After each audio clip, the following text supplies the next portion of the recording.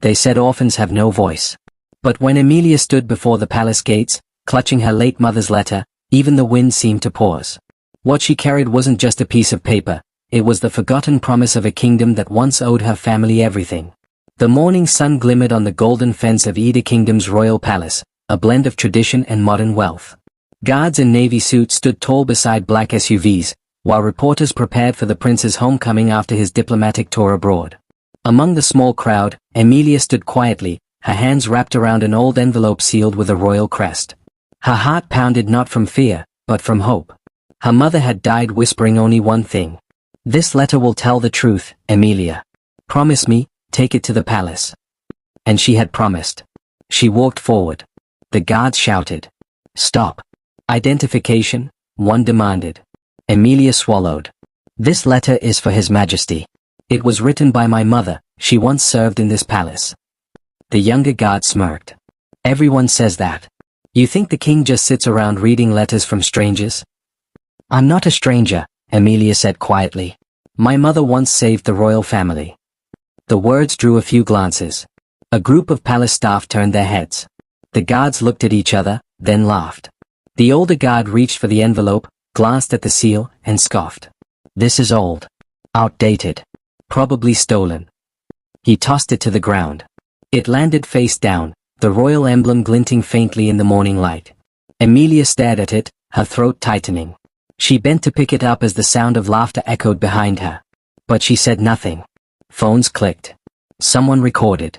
Someone else whispered. "She said her mother once saved the royals. Do you think she's telling the truth?" Just a few feet away, behind a tinted car window, a camera lens zoomed in. The man behind it, Mr. Okocha, an aging journalist known for chasing stories of injustice, snapped a photo. He didn't know who she was yet, but something about her eyes made him freeze. There was pain there, yes, but also quiet power. Emilia clutched the letter to her chest and turned away. The gate loomed behind her, tall and untouchable. But destiny had already taken her photograph. As she walked away, the sound of the royal anthem began to play. The crown prince's motorcade was arriving. The guard straightened up instantly, forgetting her existence. Yet at that same moment, a gust of wind lifted the torn edge of her letter, revealing the royal crest, bold and unmistakable. It fluttered in the air for a heartbeat before landing near the prince's convoy. Inside one of the vehicles, Prince Adrian lifted his head briefly, glancing at the crowd outside. His gaze fell for a second on a young woman clutching an envelope, a face that tugged at something buried deep in his memory. He blinked, and the car moved forward. The guards didn't notice. The journalist did. That photograph would soon go viral. And with it, a story that would shake the royal house to its core. The photograph spread faster than wildfire. By evening, every gossip blog and news outlet had shared it. Mysterious woman with royal sealed letter turned away at Ida Palace Gate. Twitter threads buzzed with speculation, some calling her a scammer, others calling her brave. But somewhere, buried beneath the noise, a quiet truth was beginning to stir. Inside her small one-room apartment, Emilia sat in silence, staring at her phone screen. Her photo filled it, the palace gate behind her, the envelope clutched in her trembling hand. She wanted to cry, but the tears wouldn't come. Instead, she walked to her mother's old wooden trunk, the one that had traveled with them through every eviction, every disappointment. Dust swirled as she opened it, releasing the faint scent of camphor and fading lavender. Inside were the remnants of a life her mother never spoke much about. A broken wristwatch, a service badge, a few black and white photos of the palace gardens, and a small, leather-bound diary tied with a red ribbon. Her mother's handwriting still danced across the cover. "For Emilia, when you're ready to know." Her hands shook as she untied the ribbon. The first few pages were filled with daily notes, recipes, chores, prayers. But as she turned further, the words changed. April 17th, the river behind the palace. They sent me with the prince today, the little one who loved to chase dragonflies near the royal pond. I turned my back for one moment, and heard a splash. My heart stopped. He was drowning. I jumped in without thinking. I couldn't let the future king die in front of me. They called me a hero. His father, the king, summoned me that evening. He said, "Naomi, you have saved the royal bloodline.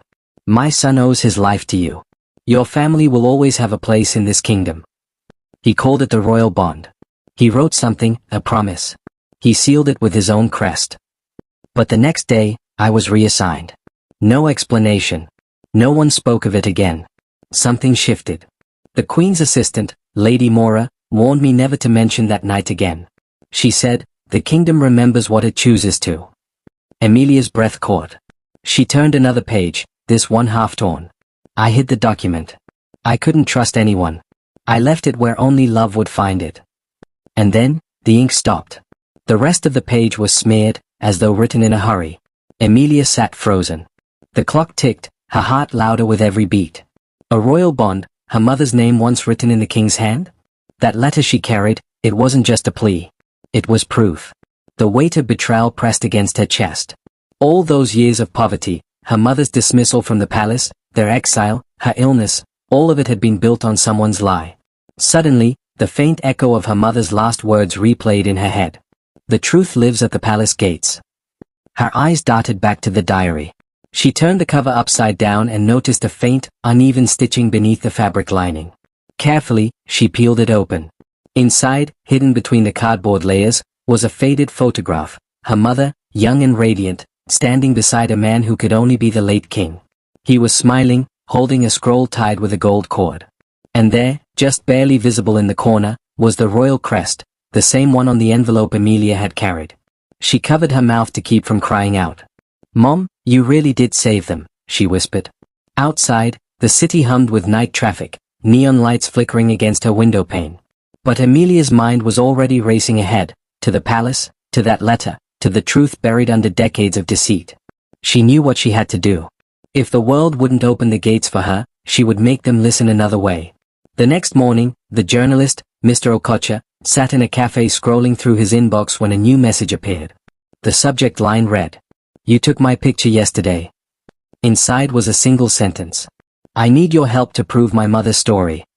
Attached was a photo of the old diary page with the king's signature and crest. Okocha froze. His reporter's instinct kicked in instantly. This wasn't gossip anymore. It was a royal scandal waiting to explode. He typed back, "Meet me tomorrow at dawn. Same place where the gates refused you." That night, Amelia didn't sleep. She sat by the open window, the diary on her lap, watching the moonlight wash over the city. She wasn't afraid anymore, just determined. Her life had been built on silence, but silence had already taken too much. This time, the gates would hear her name. By dawn, the air around the palace carried a strange tension. The press was already gathering, drawn by whispers of a viral orphan girl with a royal secret. Amelia arrived quietly, her face hidden beneath a scarf, the diary tucked inside her bag. Mr. Okocha waited under a mango tree across the street, holding his camera like a weapon. He nodded at her. "You ready for this?" Amelia's voice was steady. "My mother died for the truth. I'll live for it." The palace gates gleamed in the sunrise, silent, imposing, but no longer untouchable. Because this time, Amelia wasn't just a girl with a letter. She was the daughter of the woman who once saved a king, and the truth she carried could destroy a kingdom's carefully painted lie. And somewhere, inside those palace walls, Prince Adrian stared at the same viral photo on his tablet, his heart pounding for reasons he couldn't explain. 4 hours, Prince Adrian couldn't take his eyes off the screen. The woman in the photo, drenched in rain, clutching a letter, defiant in her pain, stirred something buried deep in him. Her eyes, they looked familiar. Too familiar. He zoomed in slowly. Behind her anger, there was grief, and something else he couldn't name. It tugged at the faint edges of his memory, like a dream he once had as a boy near the palace lake. But before he could think further, a knock came at his door. "Your Majesty," said Captain Lewis, head of palace security. "The girl's been dismissed from all her posts. Should we issue a warning to the press?" Adrian turned off the screen. "No. Leave her alone." His voice was calm, but his chest felt tight. He didn't know why he said that, only that something about her didn't deserve cruelty. While the palace carried on, Amelia's world crumbled. Her landlord threw her belongings into the rain the next morning, shouting, "You brought shame here, Amelia. The palace doesn't owe you a thing." She didn't reply. She just picked up her mother's diary and the soaked envelope, wrapped them in a scarf, and walked away. No family. No home. No plan. The streets of the city were merciless. She slept in a half-abandoned bus stop for 2 nights, living on bread and water, her stomach twisting in hunger. But through the despair, one line from her mother's fading diary kept echoing in her mind. "The truth lives at the palace gates." So she whispered to herself, again and again. Then that's where I'll begin. 3 weeks later, Emilia found work, not by choice, but by chance. A cleaning agency needed workers for city facilities, including the Royal Heritage Museum. The same museum funded by the palace. It was humiliating work, scrubbing marble floors while people in fine clothes walked past her without seeing her face. But for Emilia, it was survival, and a chance to listen. She kept her head down, her heart steady, her ears open. She learned who the museum staff trusted, who talked too much, and who handled records related to the royal family.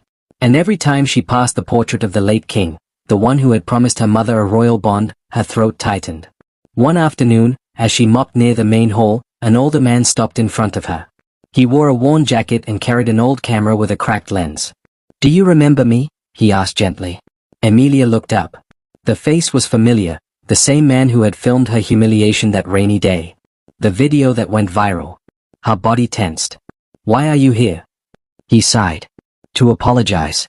I didn't know they would twist your story. I just recorded what I saw." Emilia said nothing, but he didn't leave. Instead, he placed a folded newspaper on her cleaning cart. "Read the article on page 5, he said. "It's from 20 years ago, about a servant woman who saved a young prince from drowning." The article was pulled from the archives the next day. Her heart skipped. "A servant woman?" He nodded. "I covered it as a junior reporter. The king rewarded her privately. But something about it never made the headlines. Someone erased it." Emilia's hand trembled as she unfolded the paper later that night in her tiny room. There it was, a grainy photo of a woman with kind eyes, holding a wet child in her arms. Her mother. Days turned into weeks. Emilia met the journalist, Mr. Okocha, in quiet cafes after her shifts. He still had contacts in the press, and with his help, she began tracing old records. Every discovery brought her closer to the truth, and closer to danger. They found a record of a royal bond sealed under the late king's will, intended to secure the family of the woman who saved the heir. But the name on the document was changed. Her mother's name had been erased and replaced with another, a palace made known for her connections to one of the king's advisors. "They stole her legacy," Okocha said bitterly. "Someone powerful didn't want your mother remembered." Emilia's eyes hardened. "Then I'll make them remember." Meanwhile, Prince Adrian grew restless. Each night, he found himself searching that same photo online, Emilia's face haunting him in ways he couldn't explain. His advisor noticed his distraction. "Your Majesty," said Lord Nwosu one evening, "you seem troubled. Is it about the girl?" Adrian hesitated. "Do you know her?" The man's smile didn't reach his eyes. "Only what the reports say. She's been spreading lies about your late father." But something in his tone was wrong, cold, dismissive, rehearsed. Adrian said nothing, yet suspicion began to grow. That night, he couldn't sleep. He walked to the palace lake, the same lake from his childhood, and stared at the reflection of the moon on the water. And suddenly, memory hit him like lightning. A woman's scream. Cold water. Hands pulling him out. A voice whispering, "You're safe, my little prince." He gasped, the memory flashing like fire. Could it be her? Back in the city, Emilia started to notice strange movements. A black car parked near the museum every morning. A tall man in a grey coat who always seemed to be one step behind her. One night, she came home to find her door slightly open. Nothing was stolen, except the old newspaper Mr. Okocha had given her. She ran to his apartment in fear. When he opened the door, she was shaking. "They know," she whispered. "They know I'm looking."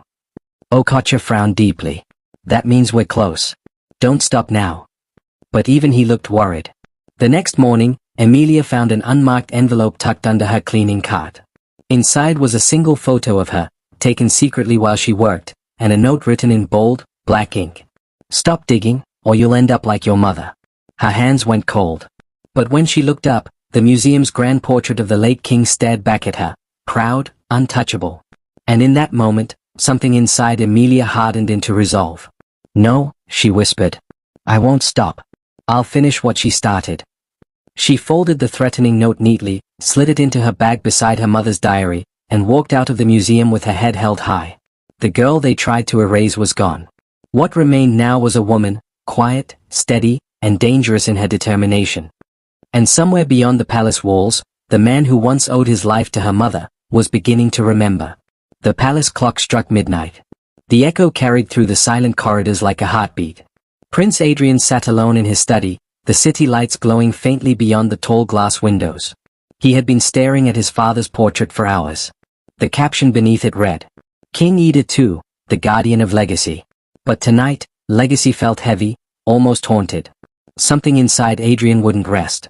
The image of that girl at the gate, Emilia, wouldn't fade. And now, whispers had begun to swirl across the media. A journalist had published a story that morning. Mystery woman saved royal heir years ago, cover-up suspected. The article included an old, water-stained photograph. A woman, barely in her 30s, holding a drenched child wrapped in royal silk. Behind them, the palace lake glimmered faintly. Adrian froze as he stared at the image. He was the boy. And the woman, her eyes, those were Emilia's eyes, only older. "Mother and daughter," he whispered. The revelation hit him like thunder, shaking the air around him. He rose from his desk and strode toward the archives wing, the restricted section only the royal bloodline could access. The guard saluted silently as he passed, sensing his unrest but saying nothing. Inside the archive, rows of polished drawers stretched into the darkness, each marked with years and reigns. He found the section labeled King Ida II, Personal Affairs. Sliding out an old wooden chest, he uncovered sealed documents tied with red ribbon. Most were standard royal records, land transfers, treaties, correspondence, until one file caught his eye. Its label had been scratched out, but faintly beneath it, the original words could still be read. Royal Bond, Confidential, Reward and Succession. His pulse quickened. He opened it slowly. Inside were 2 pages, one official and one torn.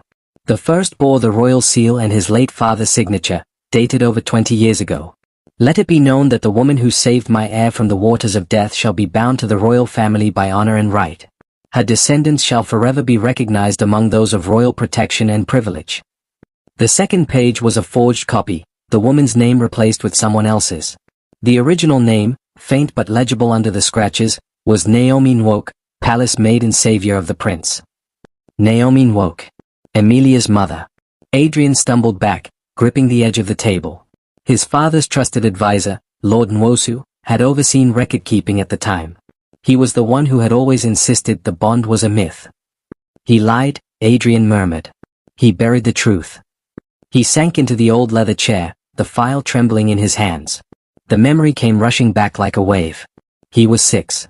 The royal lake shimmered under a bright afternoon sun. The young prince had sneaked away from his tutors to chase a toy boat on the water's edge. Then a misstep, a splash, and the cold wrapped around him like chains. He remembered the panic, the bubbles, the silence. Then hands, strong and trembling, dragging him out. A woman's voice, crying his name, even though she shouldn't have known it. "You're safe now, my little prince," she whispered, pressing her palm against his chest. He had coughed water, sobbing, his small hand clutching her wrist. He remembered her necklace, a simple beaded charm with the mark of a dove. The next thing he remembered was waking up in his bed, surrounded by guards. His father's voice thundered in the corridor, and the woman was gone. They told him she'd been dismissed for disrespect. But that wasn't true. She had saved his life. Back in the present, Adrian pressed his hand against his forehead, breathing heavily. Every detail fit, the woman's necklace, the missing file, the forged name, and the girl at the gate clutching a royal sealed letter. "Her mother saved me," he whispered. "And I let her daughter be humiliated." He shut his eyes, grief clawing through his chest. When he opened them again, there was fire behind them, the fire of a man who had just remembered what honor was supposed to mean. He rang the intercom. "Get Captain Lewis," he said. "And bring me every record Lord Nwosu handled in the last 20 years. At that same moment, in a dim cafe across town, Mr. Okocha leaned close to Emilia, whispering urgently. "I think you've been found out. The palace is moving fast. Someone leaked that they are reopening the royal archives." Emilia's face hardened. "Good. Maybe that's what we need." But he shook his head. "No, you don't understand. Not everyone in that palace wants the truth out. Be careful who you trust, Emilia. The same people who erased your mother once might come for you next." She glanced at her mother's diary in her bag. Then they'll have to face the truth themselves. Back in the palace, the Crown Prince Adrian picked up his phone and dialed Captain Lewis. "Locate the woman from the viral video. Quietly. No arrests. No publicity. Just bring her to me." "Yes, Your Majesty." As the line went dead, Adrian looked again at the lake through the tall glass window. The same lake that had almost claimed his life. The same water that had birthed a secret. And as dawn began to break over Eda Kingdom, the young prince realized the truth. Some debts are written in blood, and they demand to be repaid. The morning sun rose over Eda Kingdom with a strange calm, the kind that came before storms that changed everything. The palace gates, once a symbol of rejection and humiliation for Emilia Nwok, now stood open, gleaming under the sun and guarded by men in royal blue. But this time, the guards didn't sneer or mock. They bowed. The royal convoy had come for her before dawn. A messenger, dressed in the king's silver insignia, knocked softly on her door. By order of His Royal Highness, Prince Adrian of Eda. Lady Emilia Nwok, you are summoned to the royal palace. The word stunned her. 4 years, she had imagined returning to those gates, not as a beggar or a disgrace, but with her head held high. Now, destiny itself had come knocking. She wore a simple white gown, ironed to perfection, and around her neck hung her mother's pendant, the last gift from Naomi Nwok. When she stepped outside, the neighbors who once whispered in pity now watched in silence. A few older women crossed their hearts and murmured, God of justice. Naomi's daughter has been remembered. As the royal carriage rolled down the cobbled street, the city seemed to pause and breathe with her. The throne room stood tall and echoing, marble pillars, golden drapes, and a red carpet that seemed to stretch forever. Emilia had been there once before, as a girl pleading for justice. Back then, she was chased out like dust. But this time, she walked that carpet with quiet dignity.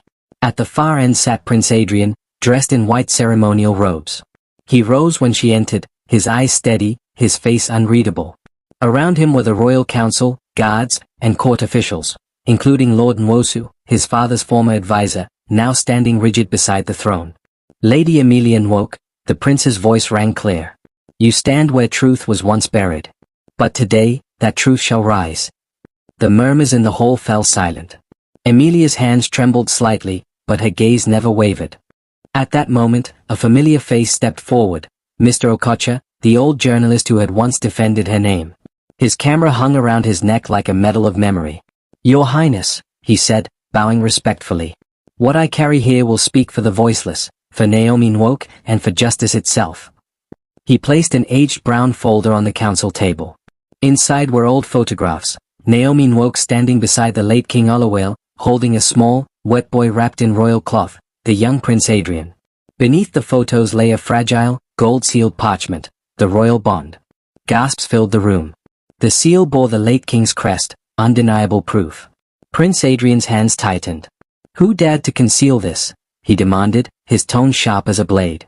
Lord Nwosu's throat bobbed nervously. Your Highness, matters of royal image are delicate. Your late father believed. Enough, Adrian cut him off. Did you forge my father's signature and destroy this record? Lord Nwosu's voice wavered. I only did what was necessary to protect the throne. That woman, Naomi, she was a commoner. Her claim would have stirred scandal, questions. You were just a boy then, Your Highness. I was a boy she saved. Adrian's voice thundered across the marble hall. Without her, there would be no crown to protect. The crowd fell silent again. Even the guards froze in their armor. Prince Adrian's expression hardened. You stole a woman's honor to preserve your pride. You buried the truth to polish lies. Mr. Okocha stepped forward again, unfolding more photos, secret correspondences between Naomi Nwok and the late king, letters of gratitude, even a signed decree acknowledging her heroism. Everything Lord Nwosu had sworn never existed. Gasps turned to murmurs. The court was trembling under truth's weight. Finally, Prince Adrian stood tall and pronounced. Lord Nwosu, by royal decree, you are hereby stripped of power and expelled from the royal council. Your name shall no longer stain the kingdom's history. The disgraced advisor fell to his knees, his voice breaking. You'll regret this, Your Highness. Truth breeds enemies as much as allies. Adrian turned coldly toward him. And lies breed ruin. Guards, take him away. As the guards dragged him out, he cast one last venomous glare at Emilia. You think this ends here, girl? The crown is never clean.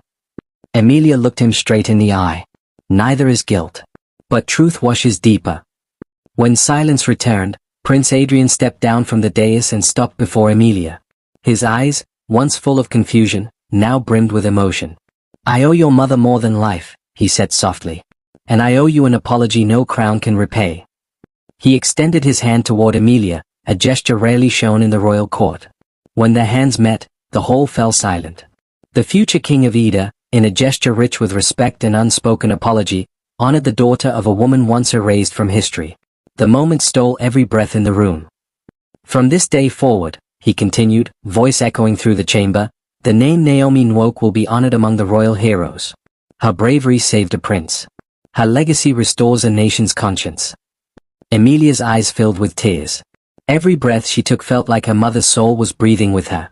Outside, the news spread like wildfire. The same media that once dragged her name now called her the forgotten heiress. Mr. Okocha's article, the one that began everything, had gone global. From shame to sovereignty, the girl who brought truth back to the throne. The palace gates that once shut her out were now open, but this time, the guards didn't stop her, they saluted her. And as Emilia stepped through, the prince's words followed her like a blessing. The same gate that threw her out now opened for her alone.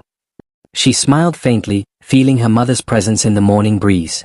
Justice had found its way home, and destiny, long delayed, had finally arrived. The palace grounds were quieter than usual that week. No reporters shouting, no flashing cameras, no whispers of scandal. What filled the air instead was change. It moved through the corridors like a new wind after a long storm. Inside the royal meeting chamber, Prince Adrian stood beside a long oak table piled high with proposals and decrees.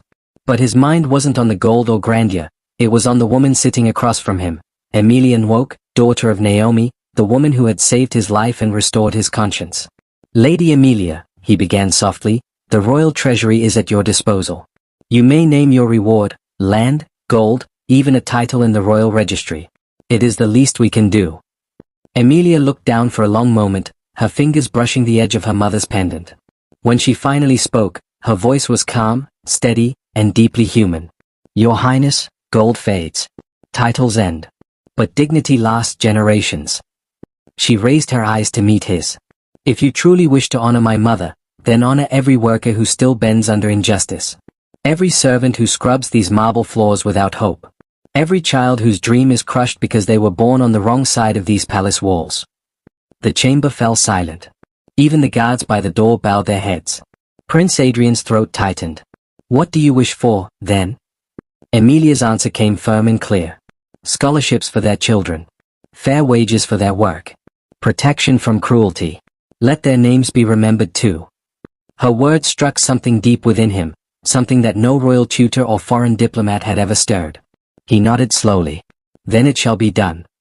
The following weeks turned the palace into a place of transformation.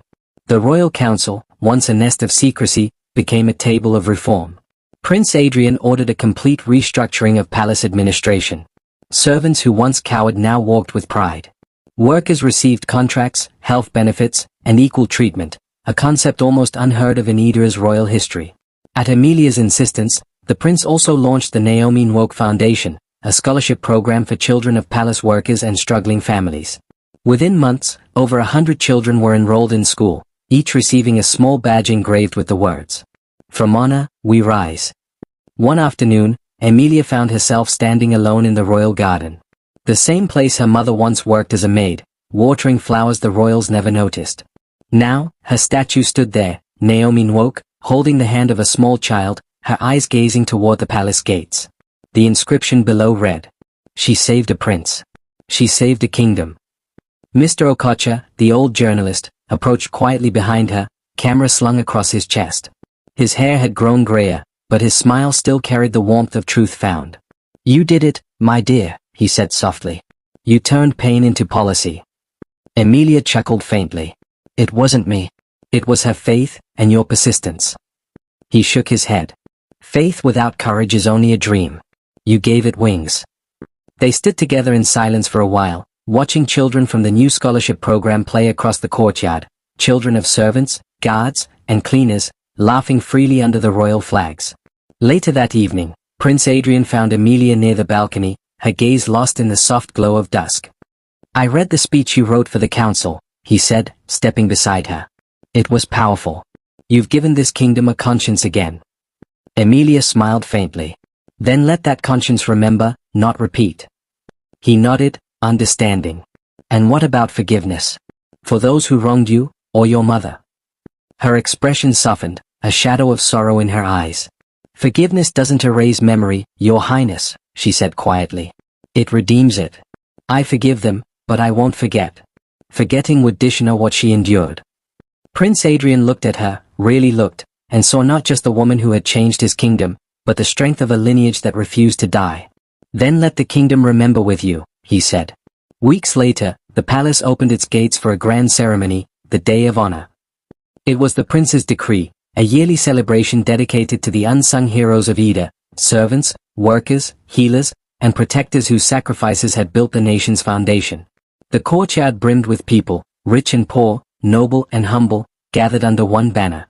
At the center stood Emilia, chosen to deliver the first speech. Dressed in a flowing gold and white gown, she looked both regal and grounded. When she stepped to the podium, the crowd hushed.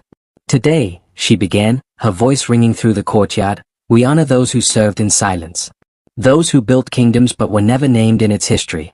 Those who gave without receiving, and believed even when forgotten." She paused, her gaze drifting toward her mother's statue in the garden. "My mother once told me," Emilia continued, her tone soft but fierce, "that truth never dies. It only waits for someone brave enough to wake it. Today, we wake that truth, for every Naomi who was ever silenced." Tears glimmered in the eyes of workers and nobles alike. Even the prince, standing behind her, bowed his head. As the crowd erupted into applause, the palace bells tolled, not for royalty, but for justice reborn. And in that sound, in that harmony of past and present, Emilia Nwoke finally felt peace. That night, as the lights flickered and music filled the courtyard, Emilia looked up at the stars and whispered to the wind, "Mama, we did it. They remember you now." And somewhere in the stillness of the royal garden, where jasmine bloomed under moonlight, it felt as though Naomi's spirit smiled back. For the first time in Ida's long history, truth and mercy ruled side by side. 2 years later, the once feared palace gates now stood open, not just to nobles and dignitaries, but to students, scholars, and citizens who came to learn from the kingdom's transformation. And beyond those gates, just a few streets away, stood a white building trimmed with blue glass windows, its sign shining under the midday sun. The River Promise Foundation, in honor of Naomi Nwoke. Inside, the sound of children's laughter echoed through the halls. On the walls hung photos of scholarship recipients, bright-eyed boys and girls in crisp uniforms, and in the center of the atrium stood a glass case containing a single, weathered envelope sealed with the royal crest. The same letter Emilia once carried to the palace gates. It had become a symbol of perseverance, a reminder that even a torn letter can change a kingdom. Emilia Nwoke walked through the foundation that morning, her steps calm and confident. She was no longer the timid orphan standing before a gate of gold. She was now the director of an institution that gave others the chance her mother never had. Her office was simple, lined with photos of Naomi Nwoke and newspaper clippings from the past 2 years. Among them was a framed headline that read, "From Orphan to Nation's Conscience, the Woman Who Changed Ida." Next to it was another frame, a gift from Mr. Okocha, the veteran journalist whose camera had first captured her humiliation and later, her triumph. It was the cover of his best-selling book. The River Still Flows, The Untold Story of Naomi and Emilia Nwoke. The book had traveled far beyond Ida's borders, translated into several languages, inspiring millions with its message, "Fate may delay justice, but it never denies it." That afternoon, a ceremony was being done in the foundation's courtyard, its first anniversary. Students performed songs, mothers wept quietly in gratitude, and city officials applauded the changes Emilia had sparked in both policy and hearts. But amidst the celebration, a black SUV approached quietly through the side gate. No horns. No announcement. The door opened, and Prince Adrian stepped out, dressed simply in a white native tunic, his royal crest embroidered in subtle silver. He carried a small bouquet of white roses, Naomi's favorite. Emilia saw him from the balcony above. Their eyes met, and in that silent exchange lay 2 years of shared understanding, a history of pain, truth, and rebirth. He approached Naomi's statue in the courtyard, knelt briefly, and placed the roses at its base. "For the woman who saved my life," he murmured, "and for the daughter who gave me reason to live it right." Then he stood, nodded politely toward Emilia, and began to leave without fanfare, as quietly as he had come. But as he reached the gate, Emilia called after him, "Your Highness." He turned, and she said softly, "You once told me that some debts are written in blood. I just wanted you to know, it's been repaid in good deeds." He smiled faintly. Then may the kingdom never run out of such debts. And with that, he left, leaving the scent of roses behind. That evening, after the ceremony, Emilia sat alone by the riverbank, the same river her mother once mentioned in her bedtime stories. The moonlight danced on the surface of the water, calm and endless. She closed her eyes and whispered, "Mama, the river kept its promise." The wind rustled through the trees as if in reply, carrying with it the faint scent of jasmine, Naomi's spirit, lingering softly in the night. Moral of the story, we must understand that justice may sleep, but it never dies. Truth, though buried, has a pulse that waits for courage to wake it. Kindness, once sown, outlives both power and gold. And every act of mercy, no matter how small, writes a story the world will one day remember. If you are Emilia, what would you have done differently? Don't forget to subscribe, like and drop your comment. Thanks for watching.